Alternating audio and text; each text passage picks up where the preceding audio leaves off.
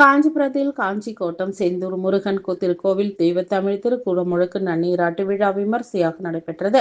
காஞ்சிபுரம் கைலாசநாதர் கோவில் அருகே காஞ்சி கோட்டம் அருள்மிகு செந்தூர் முருகன் ஆலய தெய்வத்தமிழ் திருக்குறள் விமர்சையாக நடைபெற்றது. வள்ளியம்மாள் மீனாட்சி சுந்தரம் என்கின்ற வேண்டாவரம் தலைமையில் நடைபெற்ற இவ்விழாவில் திருவாரூர் நடராஜன் சுவாமிகள் கலந்து கொண்டு விழாவினை சிறப்பித்தார். இதில் சிறப்பு யாகசாலை பூஜை நடைபெற்று மூலவர் விமானம் மற்றும் மூலவர் மூர்த்திகளுக்கு சிறப்பு அபிஷேக ஆராதனைகள் நடைபெற்றது. இதனைத் தொடர்ந்து பக்தர்களுக்கு பிரசாதங்களும் வழங்கப்பட்டது.